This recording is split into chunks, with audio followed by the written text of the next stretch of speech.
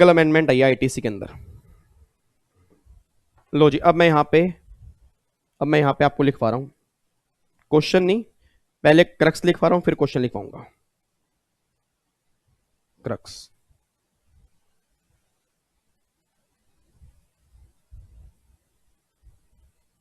Availment of ITC. Sir ऐसा diagram बनवा दूंगा ऐसा डायग्राम बनवा दूंगा, अगर भगवान की दया रही, इस डायग्राम के बाद ना आपको अवेलमेंट ऑफ आईटीसी में कभी डाउट नहीं आएगा। ऐसा डायग्राम बना देंगे, इट मीन जो भी तक हमने कॉन्सेप्ट लंबे चौड़े पड़े हैं 2 घंटे के अंदर, इस डायग्राम में सारे कंबाइन कर दूंगा और इतना जबरदस्त डायग्राम निकल के आएगा ना, आप मुझे अप्रिशिएट करोगे कि सर वाकई अब हमें ना अवेलमेंट के अंदर कोई दिक्कत नहीं है। और ये अवेलमेंट का मतलब क्या है कि मुझे गवर्नमेंट से इतने रुपए लेने हैं, वो लाइन लिखने के लिए मुझे कौन कौन सी बातें देखनी पड़ेंगी, अब वो सारी बातें देखने जा रहे हैं क्रक्स के अंदर। ठीक है जी, बहुत इंपॉर्टेंट है, मोस्ट इंपॉर्टेंट है, कंफर्म क्वेश्चन बनता है, ये बात मेरी गारंटी है। ठीक है जी, बनाओ जी डायग्राम। यहां पे लिखो जी, पर्सन, इस पर्सन की 2 कैटेगरी बनाओ। एक तो साथ साथ बोलने की कोशिश करोगे, रजिस्टर्ड पर्सन, और सेकंड कैटेगरी कौन सी बन गई बोलो।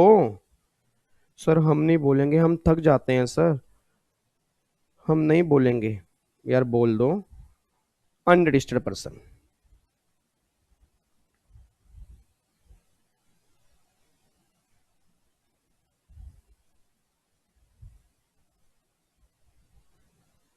अब ये अनरजिस्टर्ड पर्सन जो है unregistered person, no question, no question of availment of ITC. Sir एक बात मैंने सोच के बोलना, इसका मतलब क्या है कि क्या ये इनवर्ड सप्लाई पर जीएसटी ही पे नहीं करेगा, क्या ये इनवर्ड सप्लाई पर जीएसटी ही पे नहीं करेगा, या जो ये जीएसटी पे करेगा उसका आईटीसी नहीं मिलेगा, उसका आईटीसी नहीं मिलेगा। मेरे लाल, मेरे काले, मेरे पीले, इसका मतलब मैं दोबारा बोल रहा हूं, लास्ट टाइम समझा रहा हूं, क्योंकि बहुत सारे बच्चों के माइंड में कुछ अलग अलग ही चल रहा होता है, अलग लेवल का ही चल रहा होता है। तो इसका मतलब ये बिल्कुल भी नहीं है कि वो जीएसटी पे नहीं करेगा, कि अगर कोई पर्सन अनरजिस्टर्ड है, वो अपनी परचेज पर जो भी जीएसटी पे करके आएगा उसका आईटीसी नहीं मिलेगा। सेक्शन 16 ये बात बोलता है। तो सेक्शन 16 की पहली कंडीशन क्या है, रजिस्टर्ड पर्सन। ठीक है, तो अगर कोई पर्सन रजिस्टर्ड है तो अनरजिस्टर्ड को तो बाहर निकाल दो, रजिस्टर्ड है। अब इसके 2 केस होंगे। 2 केस कौन कौन से होंगे यार, सर ने अभी समझाया तो था, याद क्यों नहीं आ रहा। हाँ याद आ गया, सबसे पहला केस होगा registered person covered under section 10 और registered person note cover under section 10। या तो वो सेक्शन 10 में कवर होगा या वो सेक्शन 10 में कवर नहीं होगा। सेक्शन 10 में कौन से आते हैं सेक्शन 10 में, अच्छा वो आते हैं सेक्शन 10 में वो नॉर्मल बिजनेसमैन आते हैं, या ओ नहीं नहीं, सेक्शन 10 में आते हैं कॉम्पोजिट वाले। यस, सेक्शन 10 में कॉम्पोजिट वाले आते हैं, और कॉम्पोजिट वालों को आईटीसी मिलता ही नहीं है, हमने पहले भी किया था। तो अगर आप सेक्शन 10 में कवर हो then no question of ITC. लो जी, ये बाहर हो गए। सर मैंने कहा, सर अगर मैं सेक्शन 10 में कवर नहीं हूं तो मैं अपनी बुक्स में लिख लूं कि मुझे गवर्नमेंट से इतने रुपए लेने हैं। वाह भाई वाह, अभी से भूल गए नालायक। अगर आप सेक्शन 10 में कवर नहीं हो, इसके 2 केस हैं। It is use in the course और furtherance of business. It means आप इसको बिजनेस में यूज करने के लिए सामान लेके आए हो, या it is not used in the course और फर्दरेंस ऑफ बिजनेस। तो भैया आप जो भी सामान लेके आए हो, अगर आप फर्दरेंस ऑफ बिजनेस या बिजनेस में यूज नहीं कर रहे तो निकल जाओ हमारे यहां से, आपको कोई भी आईटीसी नहीं मिलेगा, हम आपको आईटीसी नहीं देंगे ना, नो क्वेश्चन ऑफ आईटीसी। भैया आप सामान पर्सनल यूज कर रहे हो, तुमने आगे खून ही नहीं दिया, तो भैया अगर खून नहीं मिलता तो आजादी की बात भी नहीं होती। आईटीसी मिलता ही तब है जब गवर्नमेंट को खून मिले, चाहे वो खून किसी भी कलर का हो, ठीक है ना। तो अगर फर्दरेंस ऑफ बिजनेस में यूज करोगे फिर सोचेंगे, ये नहीं करे आईटीसी मिल जाएगा फिर सोचेंगे। सर अगर फर्दरेंस ऑफ बिजनेस में यूज किया उस सामान को, अब check check section 16 two 4 conditions. Section 16 two की 4 कंडीशन सेटिस्फाइड होनी चाहिए। सबसे पहली कंडीशन,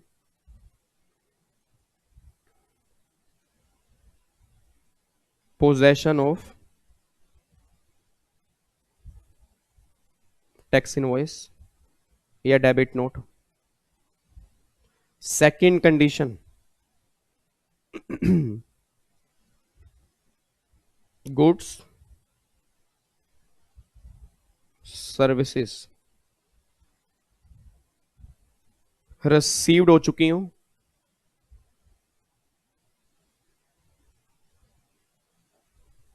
थर्ड कंडीशन बोलो,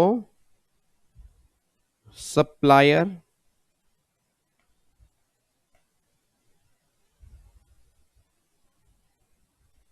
should have paid GST to government, government को सप्लायर ने जीएसटी पे कर दिया हो, और प्लस ही हैज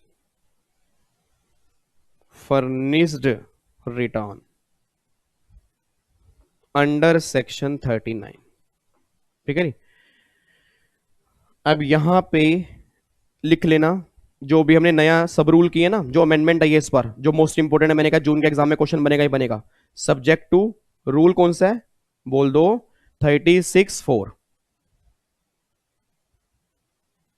ठीक है नी। वो टैक्स इनवॉइस अगर सारे अपलोड हो चुके तो सारा आईटीसी मिलेगा, अगर सारे अपलोड नहीं किए तो आईटीसी रिस्ट्रिक्ट हो जाएगा। वो सारी बातें अभी जो हमने की हैं। अच्छा यहां पर ना, यहां पे एक पॉइंट और लिखना, subject to bill to ship to, bill to ship to. अब इस बिल टू शिप टू का मतलब क्या मैं आपको नेक्स्ट क्लास में समझाऊंगा। इसमें क्या होता है, बिल किसी और के नाम पर है, सामान कहीं और जाता है। तो अगर बिल मेरे नाम पर है और मैंने बोला वो सामान वहां पे भिजवा दो, तो गवर्नमेंट ने बात बोलते हैं कि उसको ना हम डीम्ड रसीम मानकर तुम्हें आईटीसी देंगे, कोई दिक्कत वाली बात नहीं है। तो अभी सिर्फ इतना समझ लो कि बिल टू शिप टू का मतलब ये होता है कि फॉर एग्जांपल बिल मेरे नाम पर बना, मेरे पास कहीं और से ऑर्डर आ गया, तो मैंने आपको बोला कि सामान ना वहां भिजवा दो।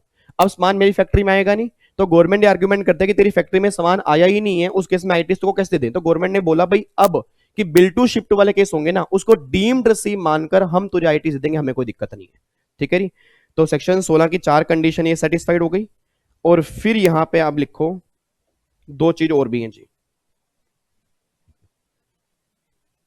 गुड्स और services covered under section 17(5), goods और services not covered under section 17(5). लो जी, अब अगर वो 17(5) में कवर हो गया ना भाई साहब, इतनी सारी कंडीशन सेटिस्फाइड करने के बाद भी गवर्नमेंट कहती है जा बेवफा जा, हम आईटीसी ब्लॉक कर देंगे, जा बेवफा जा, हम आईटीसी ब्लॉक कर देंगे। ITC block, blockage, no ITC. Sir आप गाना मत ही गाया करो, क्योंकि ये गाना सुनने के बाद ना फिर हमें लगता है कि बस क्लास कब खत्म होगी, हम नहीं सुनना चाहते आपका गाना। सॉरी, आगे से नहीं गाऊंगा। अगर 17(5) में कवर नहीं है उस केस में क्या होगा, अगर 17(5) में कवर नहीं है then now eligible for ITC and book या क्लेम आईटीसी। अब जाके अपनी बुक्स में लिख सकता हूं कि मुझे गवर्नमेंट से इतने रुपीज लेने हैं। इस लाइन का मतलब सर कमाल की बात देखो, जो हमने ये लाइन आज से मेरे ख्याल से 22 लेक्चर पहले हमने पढ़ी थी, जो हमारी जीएसटी की बिल्कुल स्टार्टिंग वाली क्लास थी। उस टाइम ये लाइन मैंने को बदली कि मुझे गवर्नमेंट से इतने रुपए लेने हैं। उस लाइन को लिखने के लिए आप इमेजिन करो ये सारा लंबा चौड़ा क्लेश हमें करना पड़ रहा है उस लाइन को लिखने के लिए। और ये बिल्कुल करेक्ट है भी सर, ये करेक्ट है, प्रोविजन तो छोड़ ही दो। तो प्रोविजन जो भी हमने ऊपर किया वो तो एक अलग ही है। इट मींस ये सारी बातें जो मैंने अभी ऊपर आपको समझाई हैं, इन सारी बातों का ये क्रक्स निकल के आ रहा है कि भैया अगर किसी पर्सन को आईटीसी चाहिए ना, तो ये सारी सिचुएशंस में से निकलने के बाद ही फिर कहीं आईटीसी मिलेगा, नहीं तो नहीं मिलेगा। तो बात समझ में आ रही है। तो सेक्शन 16 में आज हमने कुछ नहीं किया, अगर आपने देखा हो सेक्शन 16 में सिर्फ हमने यही समझा है कि अगर एक पर्सन ने आईटीसी अवेल करना है, अगर एक पर्सन ने अपनी बुक्स में लिखना है कि मुझे गवर्नमेंट से इतने रुपए लेने हैं, तो वो कब लिख पाएगा? फटाफट से बोल दो। हाँ जी, मेरे सामने, अब मेरे सामने कैमरा नहीं है जी, मेरे सामने पूरा का पूरा इंडिया के हर बच्चा बैठा है और आप मुझे पार्टिसिपेट करोगे। देखो अब लॉकडाउन भी हमारा 3 मई तक इंक्रीज हो गया, अब हमें घर में ही रहना है और आपने घर में बैठ के चिल्लाना है, पूरा का पूरा जीएसटी मुझे रिवाइज करवा देना है।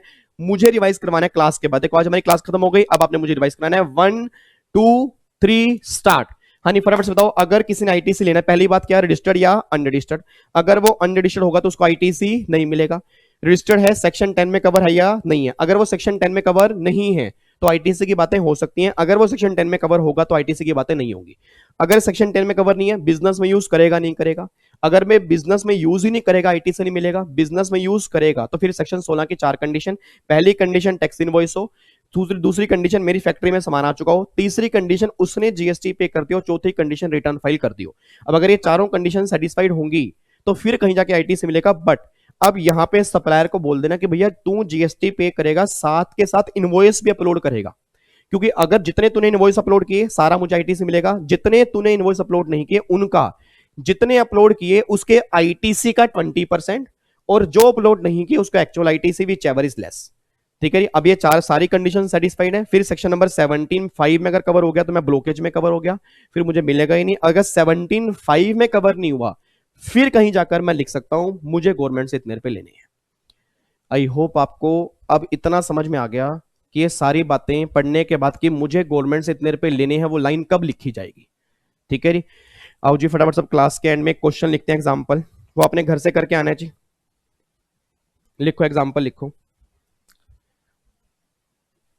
इनवॉइस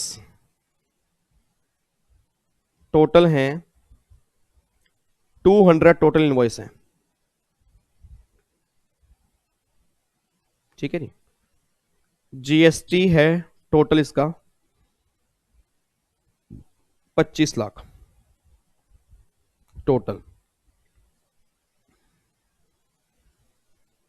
सप्लायर केस वन है जी, supplier 170 invoice uploaded in GSTR 1, supplier 30 invoice not uploaded in GSTR 1। और जीएसटी कितना रिलेट करता है इनसे? 170 इनवॉइस से जीएसटी रिलेट करता है 18 लाख और इससे करता है 7 लाख। ठीक है जी। अब आपको ये बताना है कि वो कितना आईटीसी ले पाएगा रिसीवर, क्योंकि आईटीसी रिसीवर को मिलता है ना जिसकी जेब पे बर्डन आता है, तो कितना आईटीसी ले पाएगा रिसीवर, आपको ये बताना है। ठीक है जी। Case number 2, supplier 160 invoice uploaded in GSTR 1, ITC उससे लिंक करता है मान लो 22 लाख, और supplier 40 invoice not uploaded in GSTR 1। Sir ऐसा कैसे पॉसिबल है कि 160 पर 22 लाख? नालायक, मैंने अलग केस दिया है, ये इंडिपेंडेंट केस है, आपने लॉजिक मत चलाना बिना बात के। मैंने कहा ना प्रोफेशनल वाले बच्चे का अलग ही एटीट्यूड पे होते हैं, ठीक है, इसमें लॉजिक नहीं चलाने। मैंने बोला ना केस 1 और केस 2, तो केस 2 एक अलग है, केस 1 एक अलग है। हाँ, अगर ये रिलेटेड केस होते फिर मुझे वो काम करना पड़ता, ठीक है जी। तो यहां पे आप आ जाओगे 3 लाख। सर केस 3 भी हमें और दे दो। सप्लायर अपलोडेड ऑल इनवॉइस इन GSTR 1। सर केस 4 भी दे दो। Supplier note uploaded any invoice इन GSTR 1। लो जी, आपको ये बताना है इसमें कितना एलिजिबल आईटीसी है, दैट इज रूल नंबर 36, सब रूल नंबर 4 जो नया आया है आईटीसी के अंदर। आई होप आप इसका मुझे आंसर दोगे नेक्स्ट क्लास में। तो नेक्स्ट क्लास में आते इसका आंसर चेक करेंगे, ठीक है। उसके बाद फिर हम स्टार्ट करेंगे सेक्शन 16 के। अच्छा, एक बार अगर थोड़ा सा टाइम आपके पास घर में हो तो आपने एक चीज करके आनी है घर से।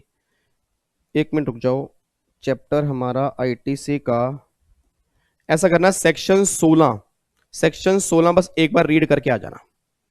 आज हमने सिर्फ इसका सेक्शन 16 सब सेक्शन 1 की है, सब सेक्शन 2 की है, और उसकी सब सेक्शन 2 की काफी सारी प्रोविजो हैं, वो भी अभी हमारी बैलेंस बची हैं, 3 4 भी बचे हैं। तो एक बार आपने रीड करके आना है। बाकी नेक्स्ट क्लास में, मतलब कल की क्लास में सेक्शन 16 हम पूरा कंप्लीट कर देंगे, ठीक है जी।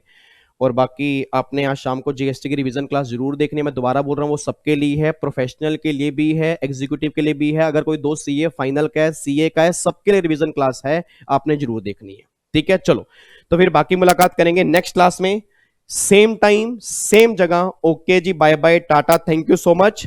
जय हिंद, God bless you, love you, take care, खुश रहो, मुस्कुराते रहो, अपना ध्यान रखो, अपनी फैमिली का ध्यान रखो, अच्छे इंसान बनो। बुरा बुरा नहीं बोलना, किसी के बारे में बुरा सुनना नहीं है, अच्छा अच्छा बोलना है, और बुरा सोचना भी पाप है। सर अगर किसी ने हमारे साथ बुरा किया है तो भी कोई दिक्कत नहीं है, अपने कर्म अच्छे करो, अपने आप में अच्छा बनो, भगवान अपने आप सबको बढ़िया बढ़िया रिजल्ट देगा, ठीक है। बस आपने अपने अच्छे काम करने, आपने कोई बुरा काम नहीं करना, ठीक है। Thank you so much, god bless you, love you, take care, मुस्कुराते रहो हमेशा, ठीक है। लाइफ एक है, जिंदगी एक बार है, अच्छे अच्छे काम करने हैं, ठीक है। Bye bye.